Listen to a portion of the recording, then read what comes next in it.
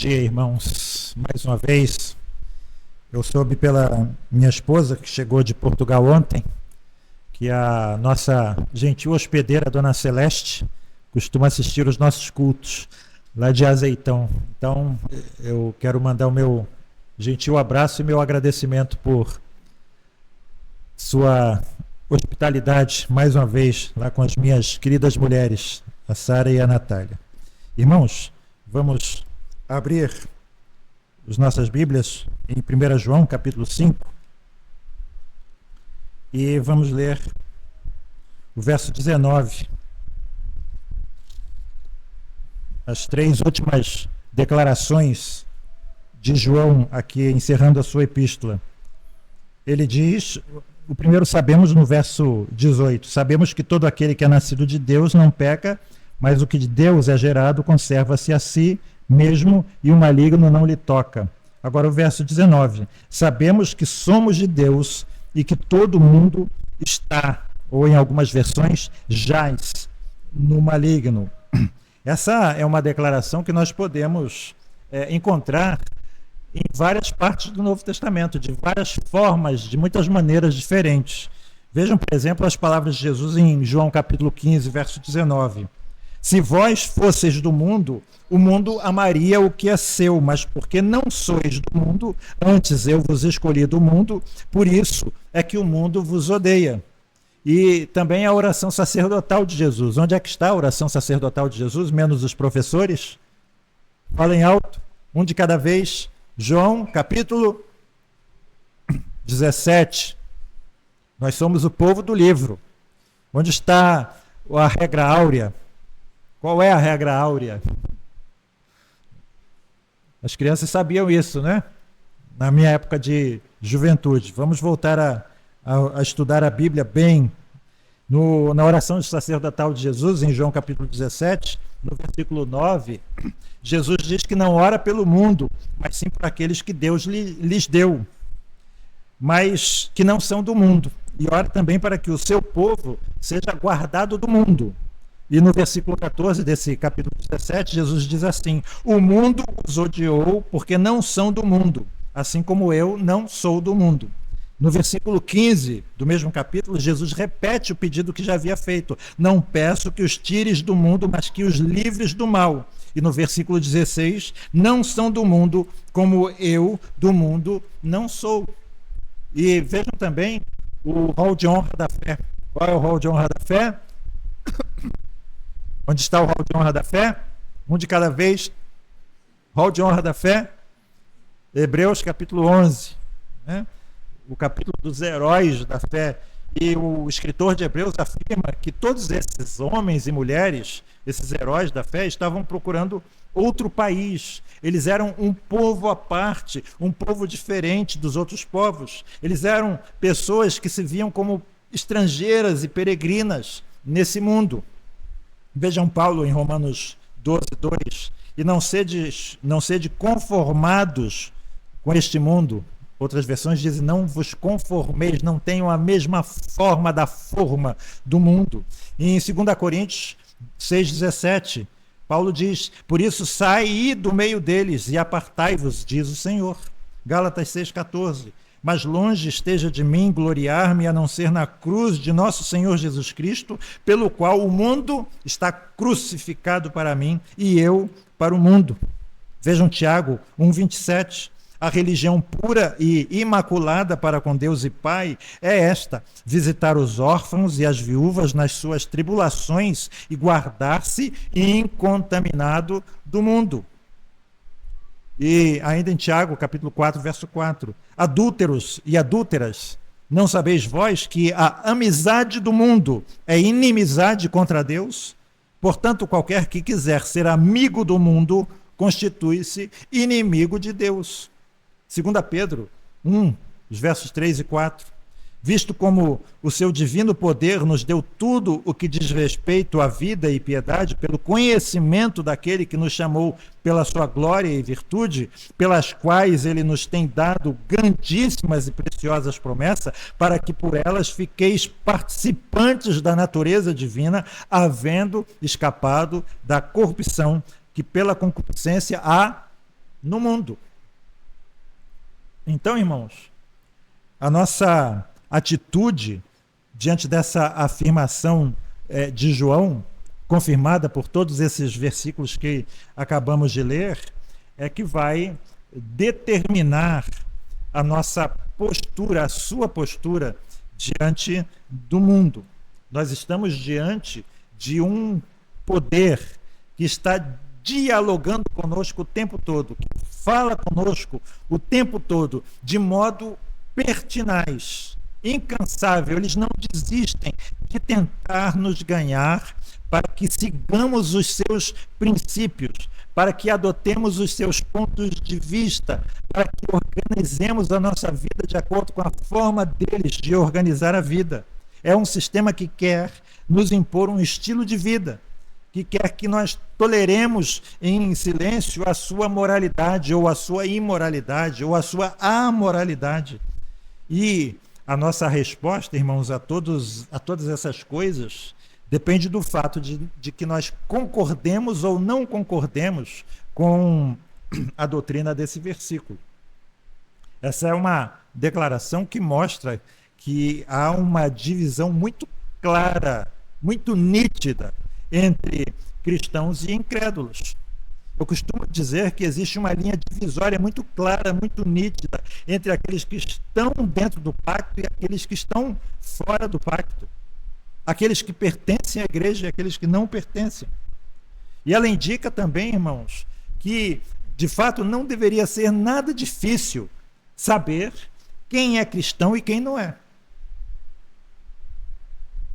Porque os cristãos são pessoas que não se amoldam. São pessoas que não se dobram. São pessoas que não se conformam ao formato desse mundo. Eles não se adaptam ao padrão. Eles não se encaixam. Os cristãos, como nós vimos, pertencem a um reino diferente. Somos de Deus, de João, e o mundo todo está sob o poder do maligno. Então, irmãos, precisamos perceber que não existe nenhum contraste maior, mais forte, mais radical do que esse. Aquele que quiser ser amigo do mundo, como diz Tiago, é inimigo de Deus. E aquele que é amigo de Deus, por sua vez, torna-se inimigo do mundo. Então, irmãos, mais uma vez, repito, essa é a ênfase do Novo Testamento em todas as partes que nós lemos. Mas existem pessoas que não gostam desse tipo de declaração, que não gostam desse tipo de mensagem. Eles dizem que esse tipo de declaração traz um ar de superioridade, de arrogância, de orgulho. Quer dizer que vocês são os únicos salvos em toda a terra. Só vocês estão certos. São pessoas que talvez argumentem assim. Se você está pensando dessa forma, você é igual aquele fariseu que diz: eu te agradeço porque eu não sou como os outros homens. Mas reparem, irmãos, que essa conclusão está totalmente distante do significado do texto. Talvez a gente possa dizer que não existe conclusão mais distante do significado do texto do que essa de pensar que nós somos arrogantes porque estamos dizendo essas coisas. Porque não existe nada aqui que possa me levar ou levar vocês ao orgulho ou à arrogância, mas há muita coisa, ou posso dizer tudo, nessa declaração nos leva à humildade e à gratidão a Deus.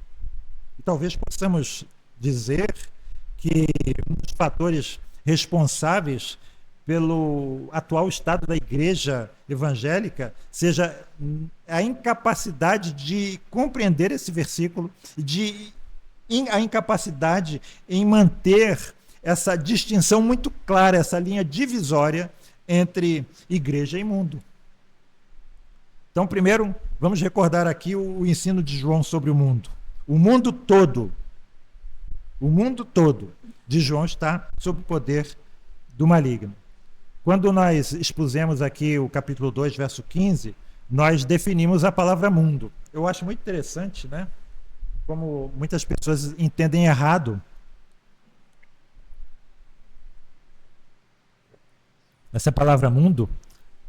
na classe de novos membros, nós estudamos, e a classe atual daqui a pouco vai aprender, que existem 7 significados de mundo na Bíblia. E eu me lembro sempre daquele irmãozinho novo convertido que acabou indo para uma igreja dessas que tem, às vezes, muito zelo e pouco entendimento, que ele disse que não ia nem ver mais a praia. E a minha mãe perguntando para ele, mas por quê? É porque a Bíblia diz que nós não devemos amar o mundo nem as coisas que há no mundo. E a praia é uma das coisas que há no mundo, né? Então, se eu amar a praia, eu estou pecando contra Deus, né? Não é esse tipo de mundo a que João está se referindo aqui. Então, vamos definir mundo aqui. É o conjunto das forças espirituais e humanas que agem contra Deus e tudo aquilo que é produzido por essas forças. Essa é a definição de mundo a que João está se referindo aqui. Então, mais uma vez, mundo é o conjunto das forças humanas e espirituais que agem contra Deus e tudo aquilo que é produzido por ele, por esse conjunto. Ou seja, o mundo aqui é a nossa vida organizada sem Deus, ou melhor, talvez dizendo, a nossa vida organizada contra Deus. É a nossa mentalidade, a mentalidade da humanidade que não leva Deus em conta, ou talvez que leva Deus em contra. E João diz aqui, irmãos, o mundo todo. O que ele quer dizer com isso? Ele quer dizer que aqueles que habitam no pecado estão todos incluídos aqui, tanto no nível mais alto quanto no nível mais baixo. Tanto aqueles homens respeitáveis e morais, mas que estão sem Cristo, quanto aqueles que, porventura, estão chafurdando numa vida imoral.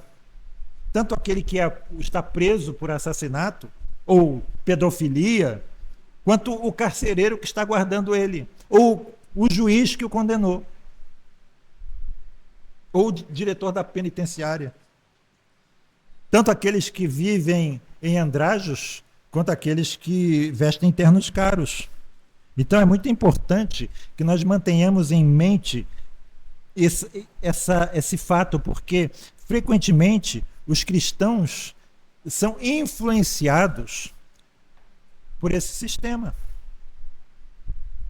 Vejam, por exemplo, as explicações que nós recebemos e às vezes aceitamos sobre por que o mundo é tão problemático e tão infeliz. O que há de errado na nossa sociedade? Às vezes nós vemos pessoas dizendo: nossa sociedade é uma sociedade doente. O que está de errado com esse mundo? A religião mais popular no nosso país diz que nós estamos, na verdade, num processo de evolução espiritual, né? Que essas dores, elas fazem, na realidade, parte do crescimento. Que esse planeta onde nós vivemos é um planeta de expiação. Existem planetas mais evoluídos aos quais nós ascenderemos à medida que nós evoluirmos espiritualmente através de uma sucessão de vidas. Então não nos preocupemos, porque vai tudo progredir. Outros dizem que os nossos problemas se resumem a questões econômicas. Os problemas são inteiramente causados pelo capital, pela exploração do trabalho. Tudo é uma questão, então, de satisfazer as necessidades fundamentais do homem, tirando de quem tem muito e dando a quem tem pouco, distribuindo àqueles que têm pouco.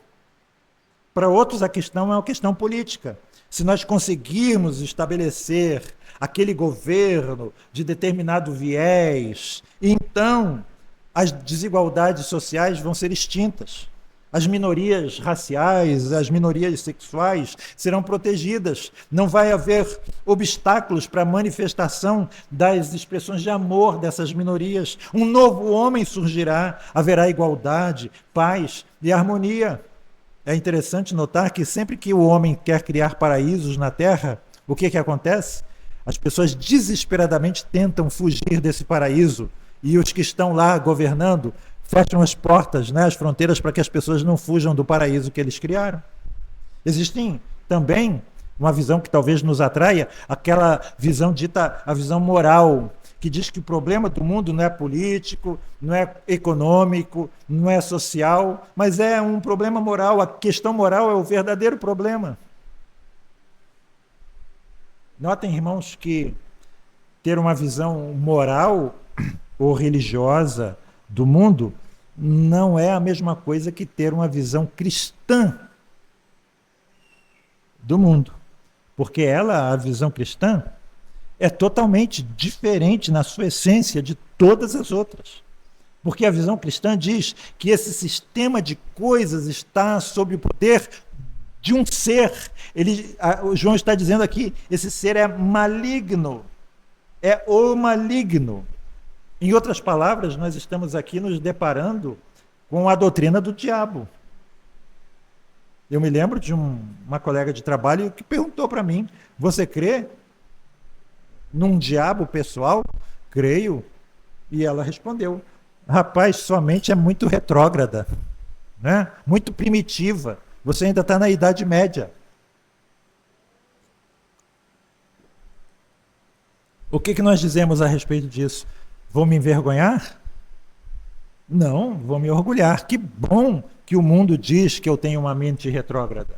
Que bom que o mundo diz que eu tenho uma mente que está na Idade Média. Que bom que o mundo tem inimizade contra mim.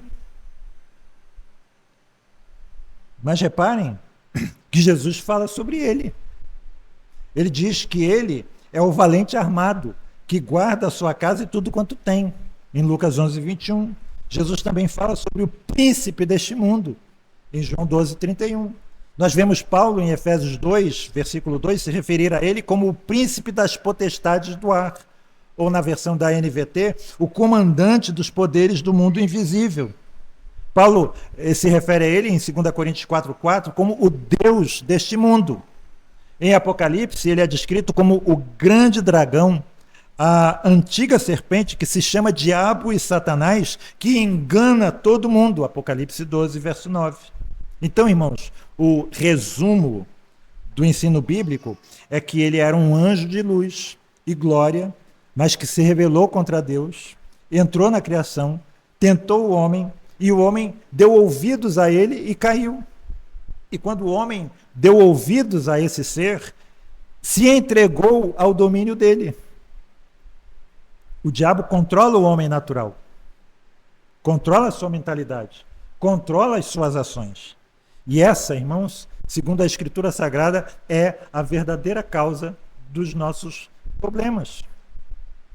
Todos os problemas que nós vemos na política, na economia, nas relações entre governos, as guerras, as convulsões sociais, os crimes, as nossas próprias mazelas familiares, os nossos próprios problemas internos, são tudo resultado da nossa queda, do fato de que o homem natural é governado por Satanás. O problema não é a falta de conhecimento, o problema não é o problema da falta de igualdade nem de moralidade.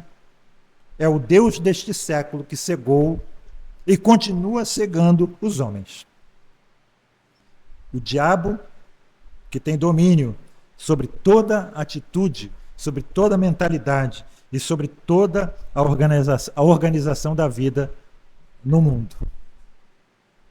Então, nós sabemos, todos aqueles que conhecem o Novo Testamento estão familiarizados com esse conceito. Não tem nenhuma dúvida a respeito daquilo que eu estou dizendo aqui. Paulo diz, pois a nossa luta não é contra os homens, mas é contra os poderes e autoridades, contra os dominadores deste mundo de trevas, contra as forças espirituais do mal. E acima de tudo, irmãos, a verdade desse ensino, como eu disse, pode ser vista na atitude do mundo em relação a Deus. E essa é talvez a maneira mais correta, mais definitiva de provar o espírito do mundo. Porque o diabo odeia a Deus e ele não se importa nem um pouco como os homens e as mulheres são. As pessoas podem ser cultas, podem ser refinadas, podem ser educadas, podem viver vidas morais, podem fazer muitas boas obras, desde que não creiam em Jesus Cristo revelado, Emanuel, Deus conosco. Desde que não creiam que ele morreu na cruz pelos nossos pecados. Desde que afastem-se da verdadeira religião e sigam qualquer religião. Religião de boas obras, de boas moralidades, talvez algumas religiões mais hedonistas, qualquer que seja, mesmo que se afastem do único Deus verdadeiro revelado em Jesus Cristo. A Bíblia diz que nós fomos, e o Catecismo também diz, que nós fomos criados por Deus e para Deus. Nós fomos criados para glorificá-lo. Nós fomos criados para ter plena satisfação nele. Nós fomos criados para servi-lo e para apreciá-lo por meio de Jesus Cristo. Mas aqueles que estão nas mãos do maligno, eles estão caminhando para a destruição. Estão se arruinando a si mesmos. Eles estão em direção a um destino terrível. Eles são aquilo que são. Eles se comportam da forma como se comportam, e o mundo é como é, porque Satanás os está governando, controlando, e os está afastando do único que pode lhes dar plena satisfação. Não é meramente, como eu disse, uma questão de educação, de conhecimento, de cultura. Não é que nós precisemos ser mais ensinados sobre moral elevada. Não é nada disso. O problema é espiritual. O problema é que homens e mulheres não precisam ser melhorados, não precisam ser reformados. O problema é que os homens precisam ser convertidos, eles devem ser recriados, eles precisam nascer de novo para poderem ver o estado em que estão. Eles precisam sair do estado de cegueira, se voltar para Deus em arrependimento e submissão, mediante o conhecimento do Salvador, Jesus Cristo, que veio ao mundo para salvá-lo e para destruir as obras do diabo. Eu quero terminar, lembrei aqui de uma musiquinha que as crianças cantam. A porta é uma só, porém, dois lados há. Dentro e fora. Você, aonde está? Onde você está? Você está ainda seguindo o curso deste mundo? Seguindo o espírito que agora opera nos filhos da desobediência? Você tem plena confiança, plena convicção de onde está colocando a sua esperança? Que ao final dessa mensagem, nós olhemos para dentro de nós mesmos e consideremos se estamos vivendo em plena luz, diante do propósito que Deus tem para cada um de nós. Que Deus nos abençoe, irmãos. Amém. Pai Celeste, agora que vamos nos aproximar da tua mesa, da mesa do Senhor, a mesa dos filhos, a mesa daqueles que foram remidos, salvos, libertos, tirados deste mundo, nós te louvamos, Senhor Deus, porque sabemos que pertencemos a ti e que o mundo inteiro jaz no maligno, Pai Santo. E que ao partilharmos do teu corpo, ao partilharmos do teu sangue, Senhor Deus, tenhamos essa plena convicção de que não somos mais aquilo que éramos, Pai. Que tenhamos a plena convicção, certeza daquilo que cantamos, que Jesus Cristo mudou o meu viver, que diferente hoje é o meu coração, porque um coração de pedra foi tirado e um coração de carne foi dado, mediante o sacrifício de Jesus, perfeito, consumado na cruz do Calvário.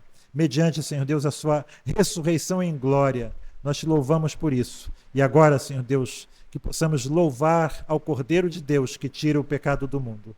Ajuda-nos, Senhor Deus, a, com interesse de coração, nos aproximarmos da mesa do Senhor. Nós te louvamos e te agradecemos no nome santo do Senhor Jesus, que vive, que reina e governa pelos séculos sem fim. Amém e amém. Amém.